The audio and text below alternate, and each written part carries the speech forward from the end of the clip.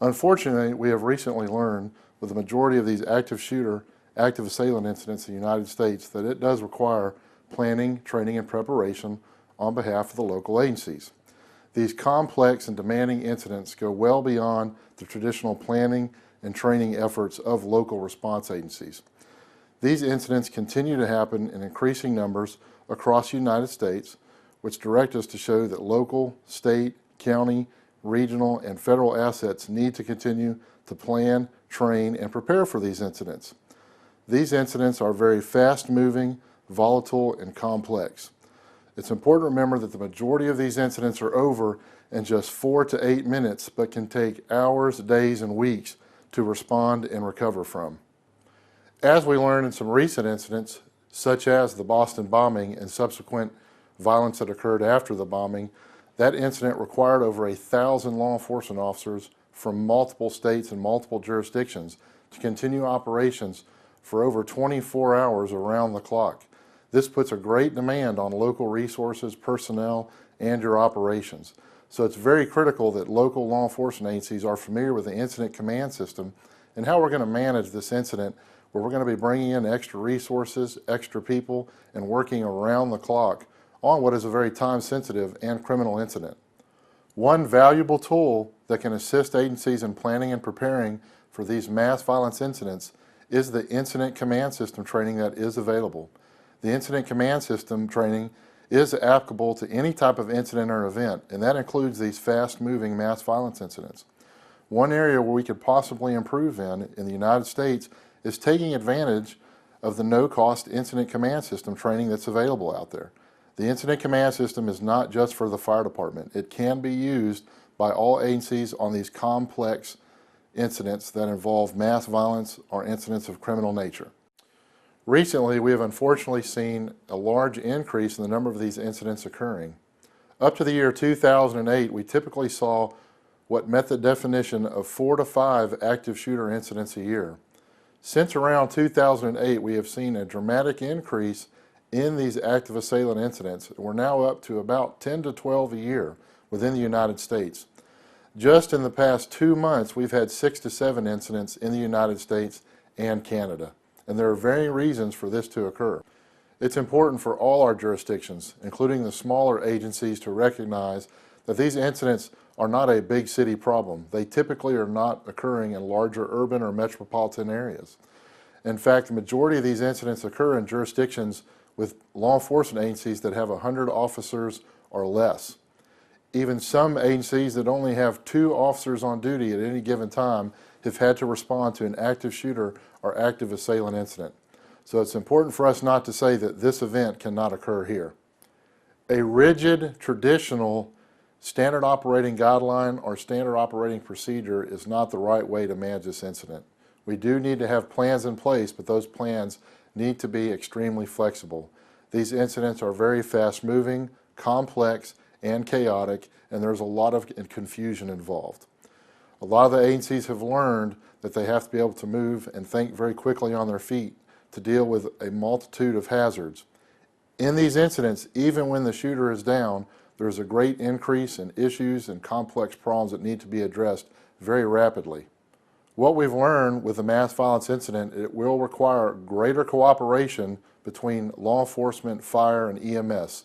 This may include firefighters and EMS making entry with law enforcement into the hot zone or the zones of diminishing threat on an active assailant incident.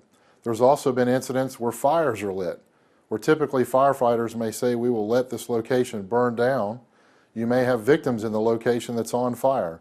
So again, this will require a lot more coordination and cooperation amongst the agencies to make some very quick decisions. That's why it's vital to do our planning and training together with our sister agencies and departments. It may not be the plan that's going to help us manage this incident, but the planning effort and the cooperation and the networking and the contacts that we made during that process that will help us very quickly come together to manage the situation. One way to think about mass violence incidents is they are very similar to almost a military combat operation. So one option that we can use in our planning and training is to look at how the military will plan and train for the operations they're involved in. Again, these mass violence incidents are very similar to a combat operation. So ways to think about this is, example, if the military is going to assault a building or secure a building, they're not going to allow personnel to just willy-nilly make entry into the building, which right now is some of our active shooter tactics. One way the military would handle that is to build out teams and squads to search and secure that building very rapidly. So that's one option we can look at for our law enforcement agencies. And under the discussion of looking at military operations and tactics is to think of all the returning vets and experience that we have from Operation Iraqi Freedom and Operation Enduring Freedom. These assets may not be in command positions, but they are bringing back a lot of experience and training. At no time are we talking about firefighters and medics assaulting buildings with weapons, but let's look at some of the tactics and experience that they have from these combat environments. So I'd like to remind our command staff with our public safety agencies, whether it's law enforcement, fire, EMS, or emergency management, reach out to these returning veterans who have a multitude of experiences under their belt and a lot of training, a lot of planning involved in these hostile situations, the hostile events. Especially for law enforcement, you have military returning vets that have probably conducted hundreds of operations in the urban environment. So this is probably a valuable lesson and a valuable tool to help your agency out. The purpose of this training is just to provide some basic tools and guidelines to our public safety agencies to plan for this event. It's important to ask yourself, does our agency, our jurisdiction even have a plan in place? Have we even discussed it? Do we even have a concept? Because the day the incident occurs is not the day to try to figure that out. You're not going to have any time, and the minute the incident starts, the clock is already working against you and your agency. This planning process has got to require fire, EMS, law enforcement, emergency management, and your other planning and training partners. No one agency on its own can do all the planning and preparation for these mass violent incidents. I know in today's world and today's environment, all agencies are stretched thin, lack of resources, lack of funding, more things that they need to get accomplished. But this topic of mass violence incidents is very critical that we plan and train together. Again, as we stated earlier, these incidents appear to be occurring almost weekly now in the United States. And it would behoove our agencies to at least talk about it with your partners, how we think we would respond to this and recover from it. Unfortunately, we have learned that the threat of mass violence is a current and emerging threat. And what I mean by that is these incidents are continuing to happen. And what happens is the potential active assailant is seeing the media attention and all the attention that's garnered by these incidents, whatever their cause or reason, and this may be one of the reasons that we're seeing an uptick in these incidents. Also in the United States, we have dedicated a lot of time, money, and effort to weapons of mass destruction incidents over the past 20 years, since the Oklahoma City bombing and some other incidents that occurred in the 90s. But the threat and the practice environment in which we're operating in is constantly evolving and changing. What I like to look at is the cost of this training, and let's look at some realistic threats when we are planning and preparing and utilizing our funds. Most likely, the next attacks that are going to occur within the United States are going to be a shooting or explosive incidents. That's what we've seen with an increase since 2008 has been a shooting and explosive type incident, not a weapons of mass destruction. WMD is important to plan and prepare for, but again, 99% of all attacks in the United States and around the world utilize explosives and firearms, and that is most likely going to be our next incident. All the WMD training that we have conducted in the United States is a good reference point for us to continue with the planning processes that we used, the training that we used, and again in WMD, planning and training and exercises, the incident command system and unified command is a critical component. That is the same type of efforts that we would utilize in a mass violence incident. One of the first steps that we can do in this process and planning for a mass violence incident is to pull all our key partners and agencies together, both locally and regionally, just to discuss what we would do if an incident occurred, just to talk about that concept that I mentioned earlier. These critical agencies can include law enforcement, fire departments, EMS, your hospitals or healthcare facilities, your 911 and communication centers, emergency management, if you have schools, colleges, or universities, and any other key partners that you may have in your jurisdiction to come together and discuss the threat and have a realistic discussion. How would we respond to this? Could we even respond to it? Because there are some times that we could say we may not be able to successfully respond to this incident, so how can we best prepare for it? But the key thing is to pull everyone together and let's talk about it and identify who our key partners are from these sister agencies. As we should all be familiar with, since the Columbine incident, law enforcement has developed and evolved in their response training. So in any community across the United States, at least the law enforcement agencies have been looking at active shooter or rapid deployment training and response. That could be a starting point in your community, that the law enforcement agencies invite their other partners and sister agencies in to at least observe this training and talk about this training. This has been a weakness in the active shooter training, that it only addressed the first few minutes of the incident until the shooter was down and nothing else. So let's build from that training and bring these other sister agencies in. Another community that has been at least talking about and planning for active shooter incidents is your schools and your colleges. They have been doing exercises and planning and assessments on their response to these incidents. So let's try to attach ourselves to that effort and bring everybody together.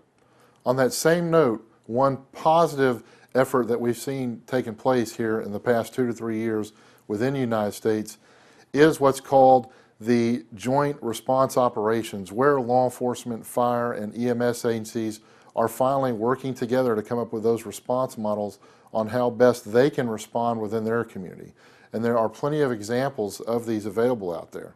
It's important as public safety agencies to reach out to our local targets in our community, our hazard targets. This could include schools, colleges, large businesses, critical infrastructure. There's an effort within the United States that's called Run, Hide, Fight. And this is planning that the civilian population can go through and training that the civilian population can go through. So for our entire response model, let's let our civilians, our community know about the Run, Hide, Fight effort and combine our efforts with theirs. So if we ever respond to one of their locations, we already know they've had some planning and some training on how they're going to respond to these incidents. Any jurisdiction within the United States can identify a target within their location, within their jurisdiction, within their community. These events have occurred in some of the smallest communities in the United States. So any department, large or small, needs to find those locations where these incidents could possibly occur. And that would be an important part of your planning and training process. So even the smallest volunteer fire department or rescue squad can find some training to help you prepare for this incident. That could include the online incident command system training. Try to reach out and find out what other regional or state emergency management training or exercises that are taking place. A lot of these exercises and training are at no cost to first responders, so you may need to do a little research, but there are some things you can do to prepare. All public safety agencies share the same priorities with this type of incident. That includes life safety and incident stabilization. All the agencies involved in the response have different means and ways and tactics that they will conduct life safety and incident stabilization operations, but those are some of our main priorities working together. Interagency cooperation is the only way to manage these type of chaotic situations, and that includes our planning process, responding to the incident, and the lengthy recovery that will take place afterward. Examples with life safety: if we don't combine our efforts and our plans on trying to handle that tactic during an incident, it will lead to confusion and problems. Law enforcement's way to secure life safety is to stop the attack and neutralize the attacker. The fire department way may be to stage 3 blocks away. EMS's way may be to go in on their own. So these different efforts, if not combined, can lead to a lot of confusion and problems during the mass violence incident. Unfortunately, public safety agencies have learned in the past few recent incidents that have occurred that it took over 30 minutes to establish a unified command post where all the multiple agencies would come together to make decisions on how to manage the incident. If you try to run this incident with multiple command posts, it'll do nothing but lead to confusion and make the problems even more complex. If a community has not done any planning or preparation for a mass violence incident, we will not have a successful response. So a review of your agency's guidelines, procedures, and planning efforts is a critical first step. Also, once we have a plan or even a concept in place, we want to conduct some kind of exercise to test that plan. That's how we're going to learn if these plans work. We just don't want to develop a plan, build a plan, and put it on the shelf.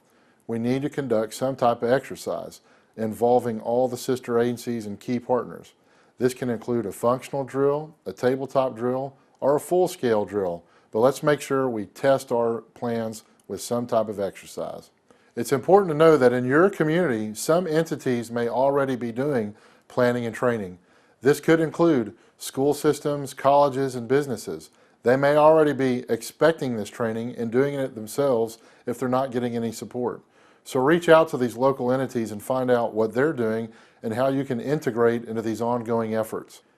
Each community should already have what's called an all hazards or emergency operations plan. This is your community's disaster plan that already a lot of effort, time, and resources has been put into.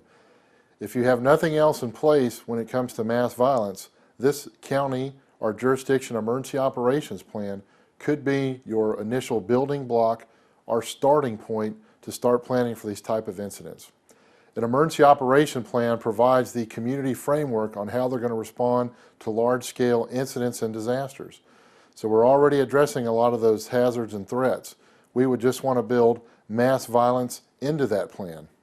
In an emergency operations plan for a community, you may not be able to anticipate every situation that could happen, especially when it comes to a mass violence incident. But it is important to have some type of generic plan in place that provides us a framework to address these issues when they happen.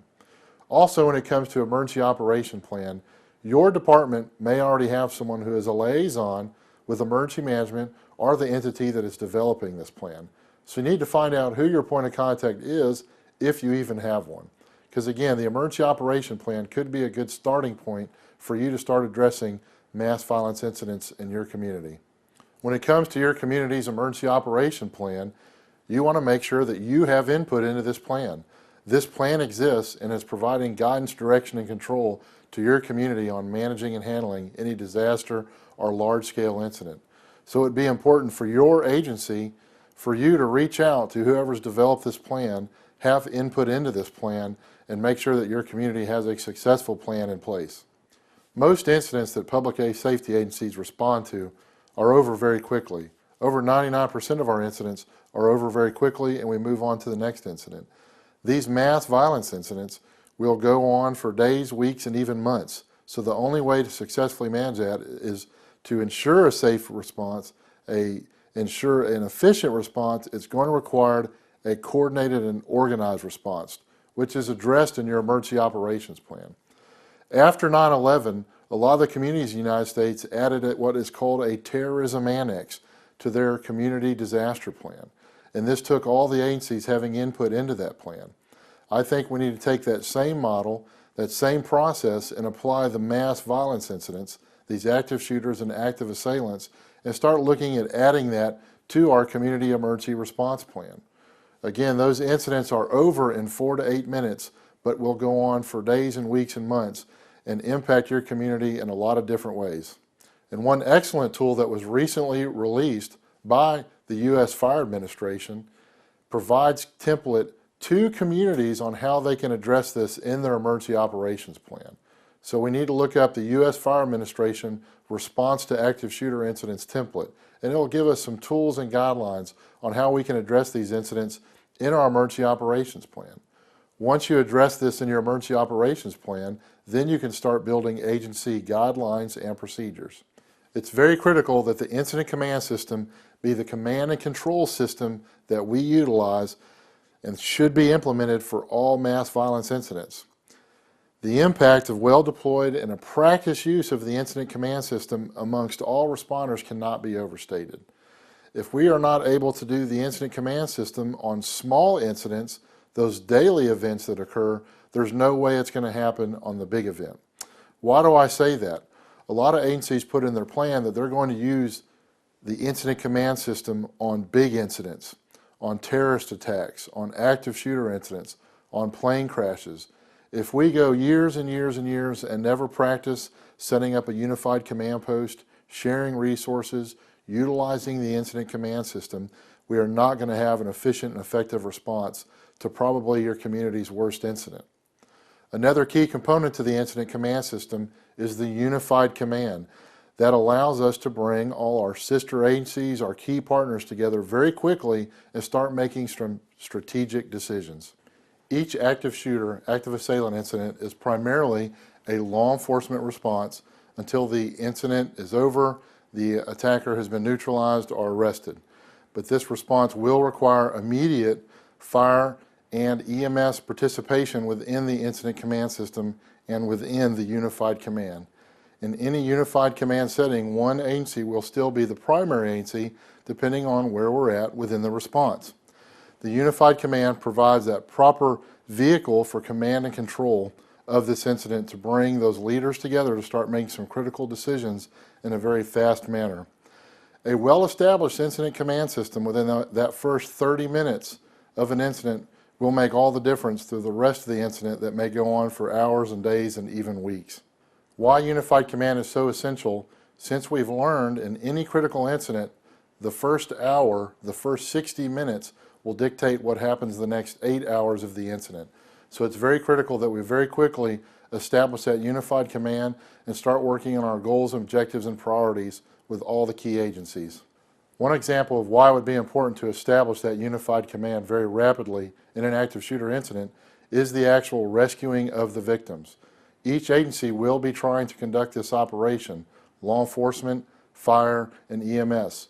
And if we're not working together, we will have a chaotic situation and a lot of miscommunications.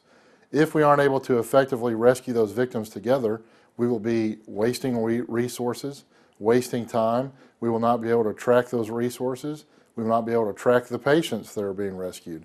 We won't know where these people are going, which hospitals are notified, how their families are notified, and all the other secondary items that will come out of that one response of rescuing the victims. So again, to address that topic and many others, we need to quickly establish that unified command. As I stated earlier, the only way we can utilize unified command in an effective manner is by practicing it. We just can't wait till we have the big one or the major incident. And one of those ways to do that we're still lacking is trying to conduct unified command on smaller daily incidents that occur. We still have every day in our communities incidents that require law enforcement, fire, and EMS. Even those smaller responses we can pull together for a unified command, and that could be the best way to prepare for a major incident. When it comes to the incident command system, we need to be very realistic about what we're talking about. We are certainly not talking about filling out a 20-page incident action plan in the first 20 minutes of an incident. We're not talking about trying to fill out a 40-box organizational chart in the first 20 minutes, especially in a fast-moving, chaotic situation like a mass violence incident. But it is essential over those next few hours and days and even weeks to build out our incident command system and use those positions as assigned. Now, a couple of reasons that we use the unified command to bring these different agencies together to make some critical decisions. It allows everyone to jointly make decisions, as we all have different responsibilities and priorities. Number one, we all have some different objectives. Unified command will allow us to address those objectives, even though we may have different ones. We have different strategies. This will allow all the agencies to collaborate their strategies and their efforts. Also, one of the biggest issues in any incident that we've learned time and time again is communications.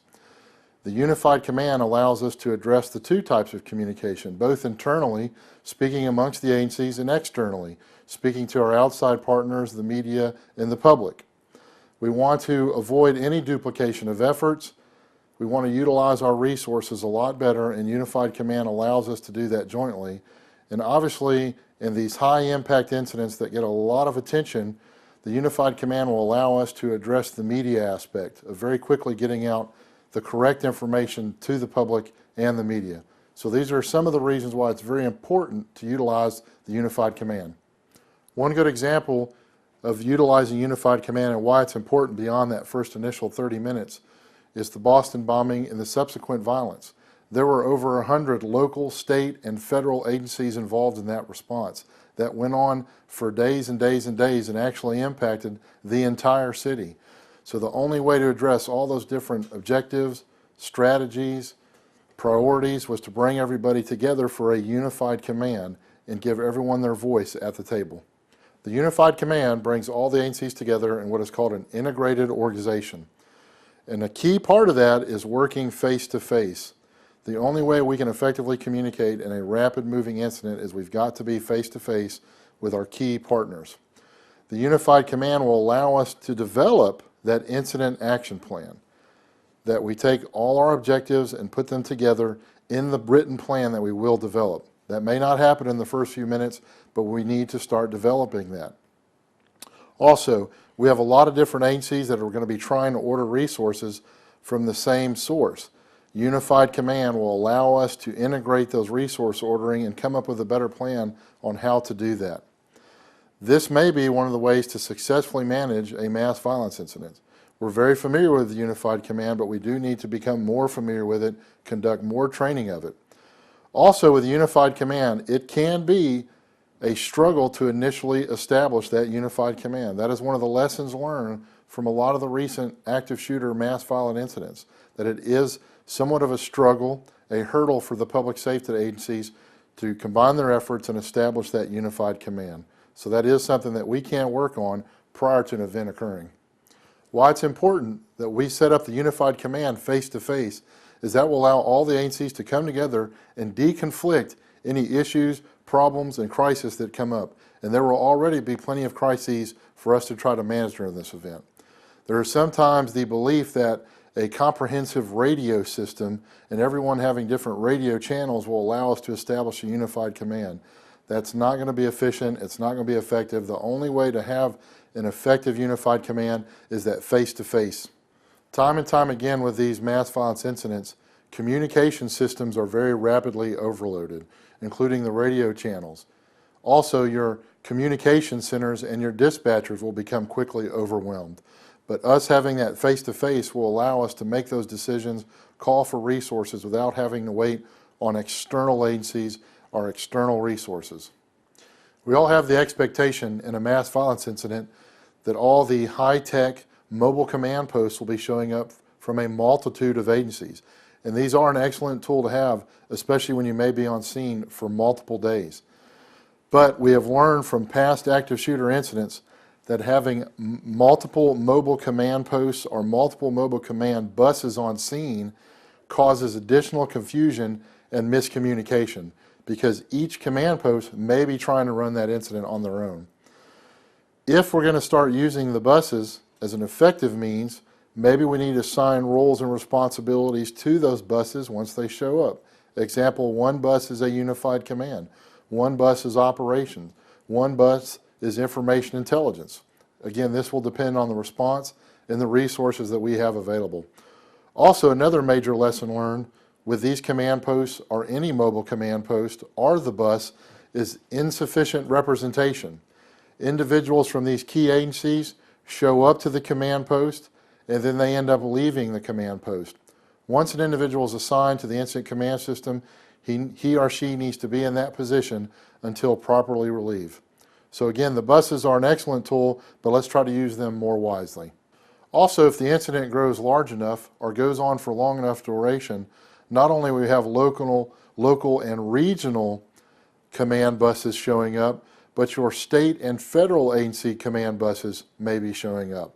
I have seen pictures from some of these incidents where they have over 10 to 12 different command buses there.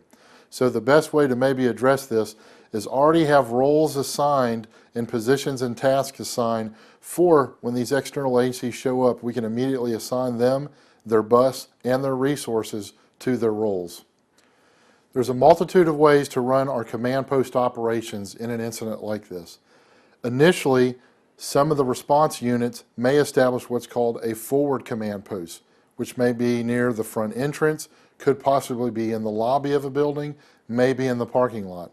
And that could be the initial response agencies. As our response grows in size, scope, and scale, our unified command may need to establish in a larger, more secure area. There's a variety of ways for agencies to do this. They just need to figure out, the agencies need to figure out what works best for them to establish these command posts in this very fast-moving incident.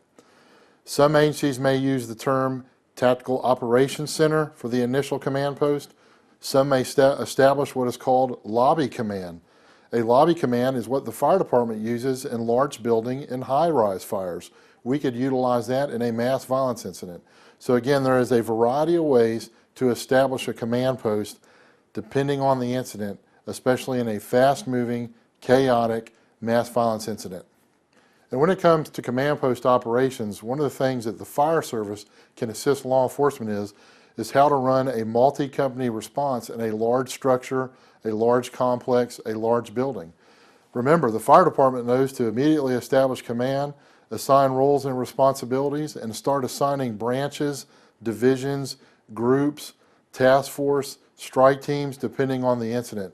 So these are one of the things that you in the fire service can assist law enforcement, because a lot of these mass violence incidents do occur in larger structures, high-rise building, multi-story buildings. Most active shooter and active assailant incidents will occur in a location that has large numbers of people, like a school or a business. So one of the key components that responders need to think about and plan on is accounting for victims. This is very essential for several different reasons.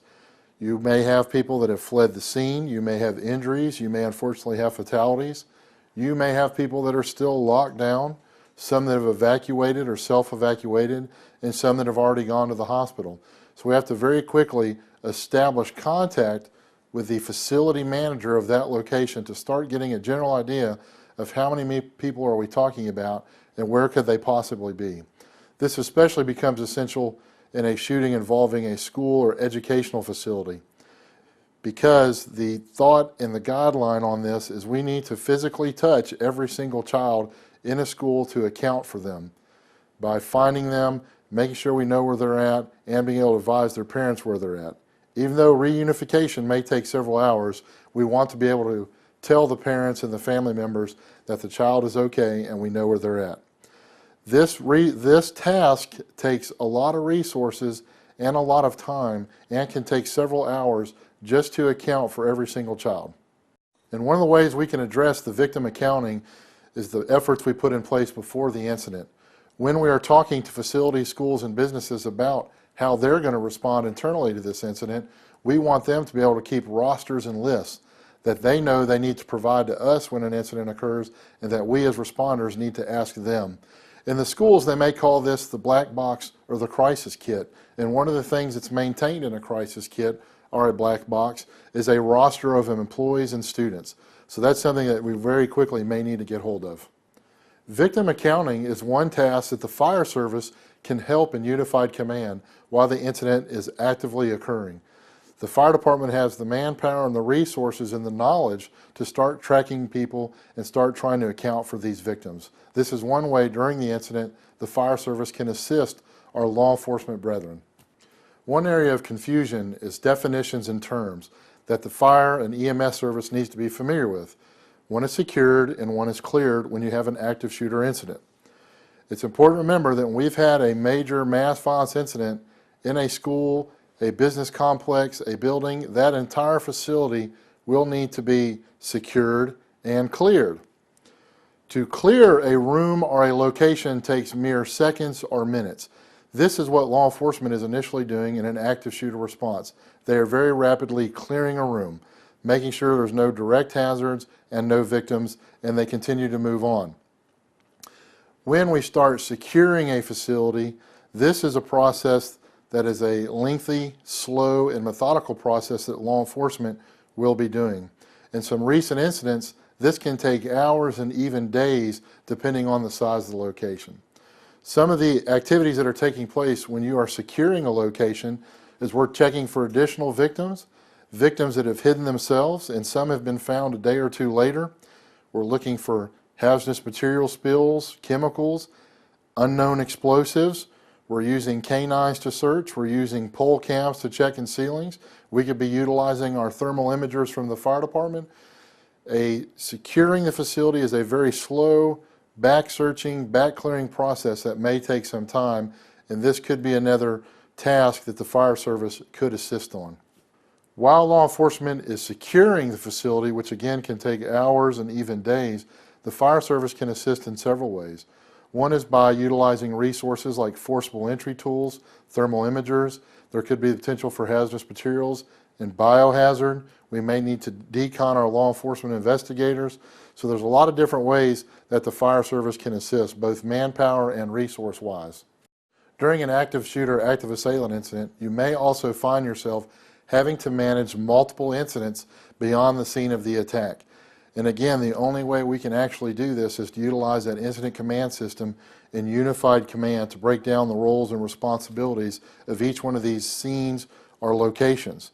These scenes could include the scene of the attack, the shooter's residence, shooter's vehicle, the hospitals, a family assistance center where victims and their family members may go, a reunification center, and beyond. So you could actually have 10 to 12 locations that you're having to manage because of one active shooter incident.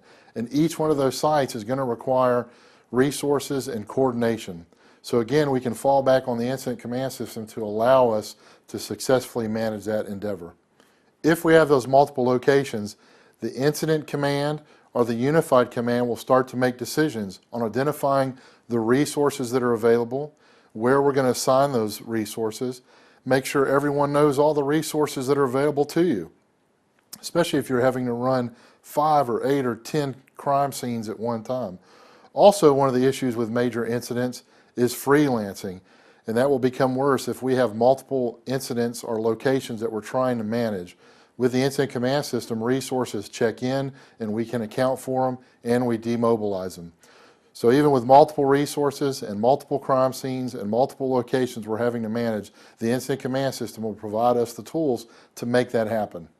It's important to recognize that these incidents are going beyond one person with a pistol.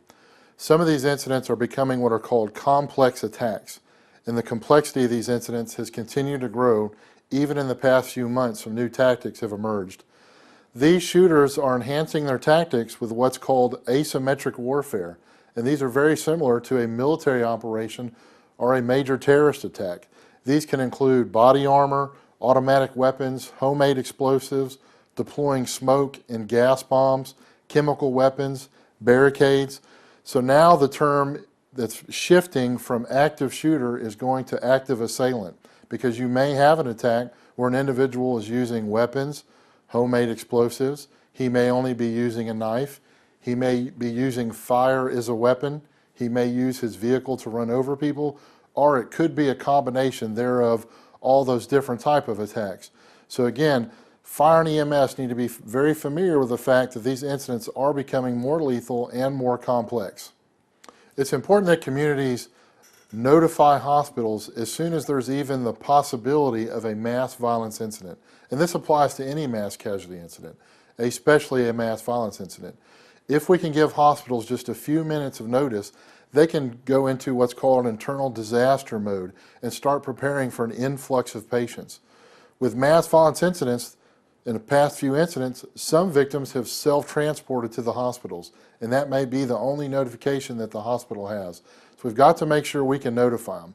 Also, when it comes to our healthcare facilities or our hospitals, just moving all the patients to one hospital may not really be mitigating the problem. We may have just moved the disaster from one point to the other. That's why it's important that your hospitals be part of this discussion and this unified command effort. So when it comes to our hospitals and our other partnering agencies and entities, it's important that we immediately notify them when we find out we think we may have a mass violence incident. Just a few minutes can make all the difference for saving lives, especially in the hospital setting. We need to be able to make sure we identify who these partners are and how do we network with them and how do we notify them. In the immediate time that we find out we have a mass violence incident, those communication centers need to start making those notifications. One critical component of a large multi-agency response is a staging area. If we allow the resources to respond willy-nilly into the scene, park anywhere they want to, this can lead, again, to more confusion and miscommunication. It's very important with any major incident, including a mass violence incident, to try to establish one staging area with a staging area if possible. There's sometimes been the discussion that there is an operational need to separate law enforcement and fire and EMS resources in any major incident, and there is no operational need to separate them. If we have a well-established staging area with well-established staging officers, this will allow us to more efficiently identify the resources we have available, call for those resources, assign those resources, and demobilize those resources. What we've learned in past incidents, if we have multiple staging areas, just like multiple command posts, it leads to confusion and miscommunication. So that's two areas we've identified so far that we already know we need to establish. Very quickly establishing that unified command, and very quickly that unified command establishing that staging officer in that staging area. If we don't make those two things happen, we're going to lead to multiple resources showing up with no command, control, or organization or coordination. One location that should already be pre-identified in your community is what's referred to as the Emergency Operations Center. And this is the location that's activated in case of any crisis, disaster, high-impact event. This is a location where your key agencies come together. Obviously, it's very critical that if we have a mass violence incident, the EOC is an excellent location to bring all the resources together to start looking at long-term response, recovery, the management of the resources, the lengthy multi-agency investigation, all the support efforts, all the other efforts that are taking place. Now, there's a few reasons that you activate an Emergency Operations Center, and a mass violence incident could meet several of these. One is the resources that are required are beyond our local capability. Again, any active shooter incident will exceed your local resources. The emergency could be of a long duration. Again, if the incident's over in 4 to 8 minutes, it can take days and weeks to recover from this incident. You will have multi-agency jurisdictional involvement, even at the local level, the state level, the regional level, and the federal level. You may have unique or emergency problems, which definitely would be provided by an active shooter incident. So again, the Emergency Operations Center is a location already established to manage these incidents that provide you the resources, which is a lot better than standing in a parking lot for 2 days. Take a look at the list on slide 33. These are all the individuals, agencies, and entities that are going to show up at your incident or your event. If we don't have roles and responsibilities for them to do, they're going to do their own roles and responsibilities. They'll be freelancing. But if we activate that EOC, it'll give them a task that will fit in with what you're trying to accomplish. Another important facility and task that will need to take place in these active shooter events, especially that may go on for days and even weeks, is what's called the JIC, or the Joint Information Center. This is the location that will involve all key agencies and players to manage all the local and national and even international media efforts that you're going to face. The issue with active shooter incidents is they are conducted real time under intense news and social media scrutiny and public interest. From the minute the dispatch occurs till the funeral of the victims, there is a lot of interest and scrutiny in your response. The Joint Information Center will allow you to try to address that and bring all those key agencies together to get our same message out across the board. Just like the Unified Command Post, the Joint Information Center allows all the key agencies to come together and come up with the message that they want to share externally with the media, the community, and the family. If you do not establish public information officers and joint information centers very quickly, what's going to happen is obviously the media is going to look for that information anywhere they can find it. And what has unfortunately happened in some past events is the media may talk to distraught family members, community members, witnesses, and those people have become your spokesperson for this event. So another essential tool is getting that public information officer out and establishing that Joint Information Center. Due to the intense scrutiny of the media, the public, and social media to these events, smaller jurisdictions that may not have full-time public information officers may need to identify others that could fill that role in case of a major incident like a mass violence incident. This could be from folks from other departments, could be town spokesperson, but someone who can very quickly get in front of that camera and start putting out the correct information. Again, with the intense scrutiny, a lot of incorrect, far-fetched, and wrong information is going to be coming out very quickly. We recognize the fact that in a mass violence incident, family members, friends, bystanders will quickly flood the scene. So one of the messages that we want to put out through the Joint Information Center and the public information officer is providing them those locations where they can meet their family members. This could be a reunification location for parents. It could be a secondary staging area for adults. But one of the reasons we want to get that public information officer established very quickly is to get that information out to the friends and family members of the victims and the witnesses. Also, it's important to think about maybe assigning a liaison officer to the families of victims, because the media will put these family members on intense scrutiny. So there's several resources you could look at, including maybe those folks from your region that conduct critical incident stress management, critical incident stress debriefing, to maybe be the liaison with these family members to help them in how they manage and deal with the media scrutiny that they are going to receive. At some point in a major incident, the state agencies and federal agencies have what are referred to as victim assistance teams, but it may be some time until you see a victim assistance team. So think about what resources do we have locally to help these family members and manage the media. One area where we've learned that we need to improve on is dealing with the media, managing that media scrutiny that we're going to receive, and we know we're going to receive it. There will be requests for dozens and even hundreds of interviews in the first few hours of these incidents.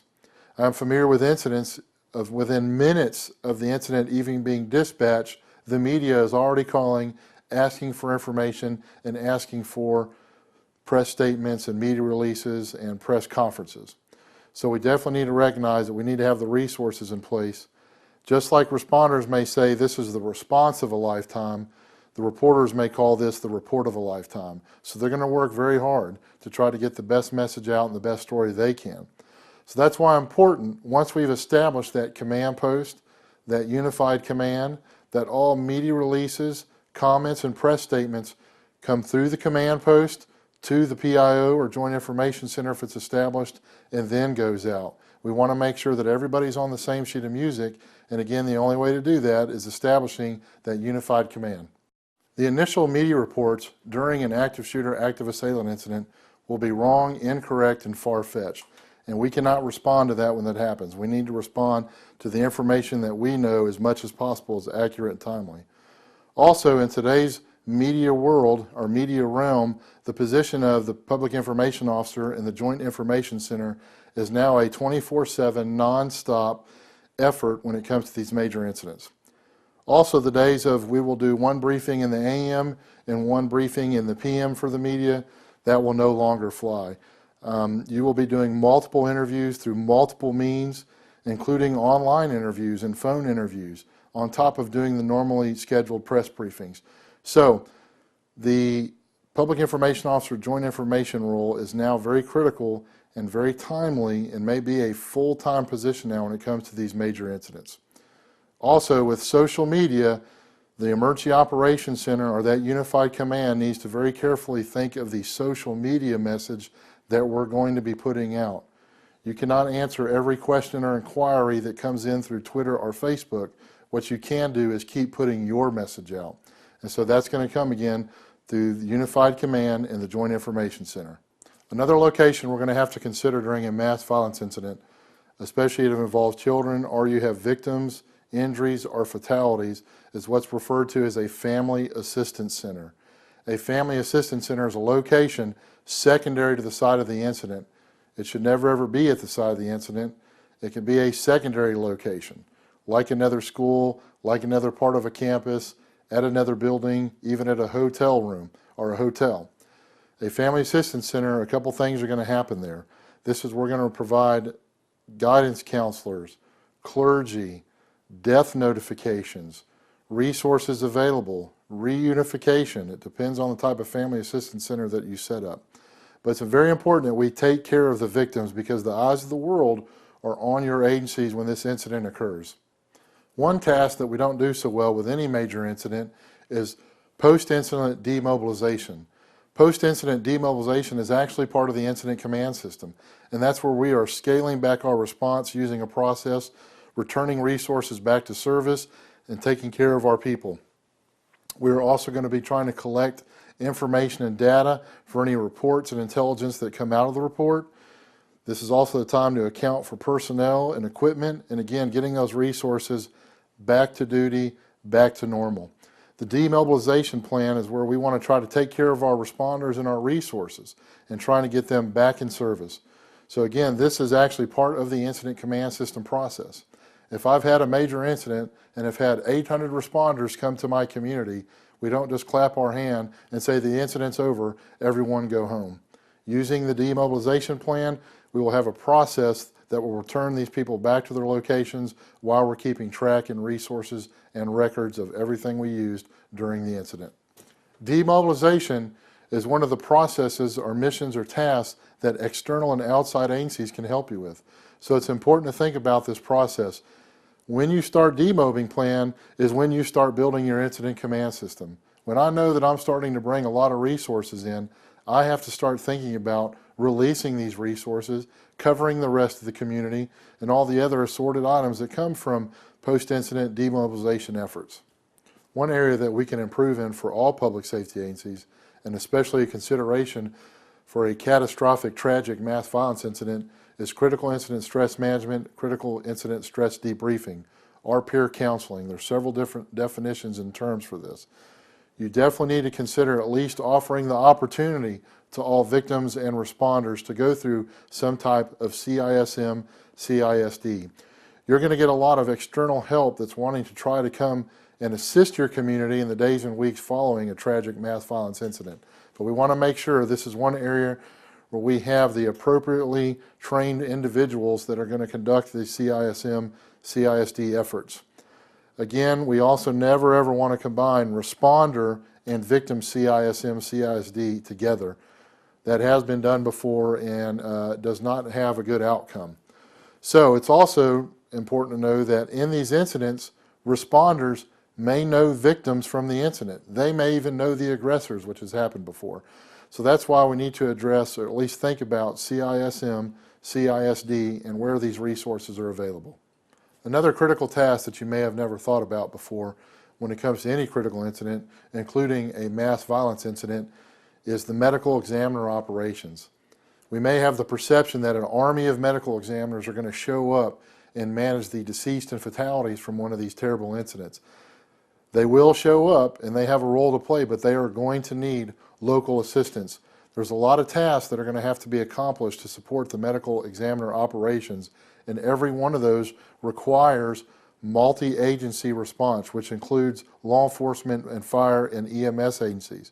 This includes human remains recovery, the morgues that may be sent up, the family assistance centers that I talked about, and those victim assistance teams, the media, the Joint Information Center, volunteers that may be showing up, and again the CISM, CISD. All those efforts just related to the deceased is going to require local agencies, local public safety agencies assisting in their efforts.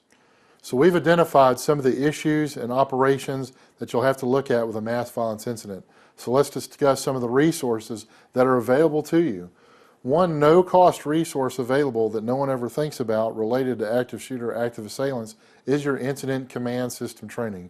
Remember, that incident command system methodology can apply to any type of incident, any kind of disaster.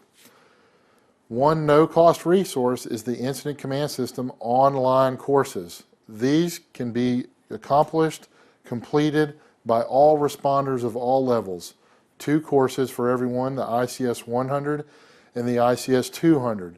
Both those classes cost no money, are done online, and can be done by every single firefighter, law enforcement officer, and medical responder.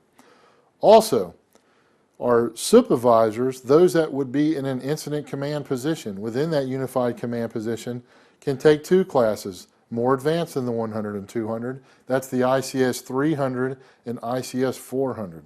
Those courses are required to be accomplished in a classroom setting, which is the best way to do them and learn everything you need to do. In the ICS 300 and 400 classes, you actually conduct exercises.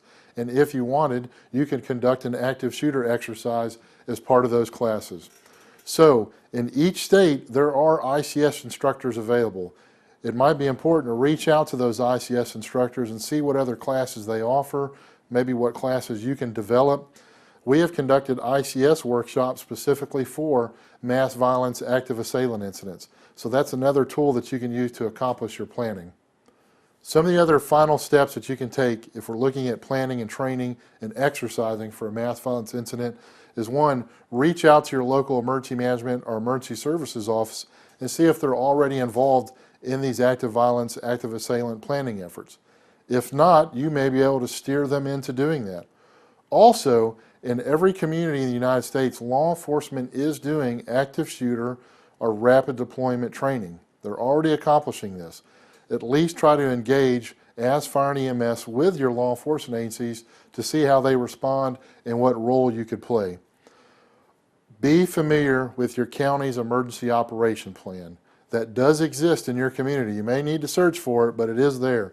That will be your general framework to respond to any disaster, any high impact incident, including an active shooter. I can't stress it enough when it comes to the incident command system. There is a lot of no-cost incident command system training available out there that will help you manage one of these events. Once we feel comfortable with having our plans in place and maybe have done a little training, let's start looking at doing active shooter, active assailant exercises. One of the easiest ways to take an exercise is take an incident that occurred somewhere else and apply it to your community. How could my community respond to an Aurora, Colorado theater shooting, a Virginia Tech campus shooting, a Boston bombing incident? How would my community handle that? And so you can work with your emergency management representatives to develop some type of exercise for that. There is other training available on mass violence out there. And probably the key component, a trained and experienced team works a lot better than the best written plan. So let's try to pull that team together and talk about how we're going to respond to a mass violence incident in our community.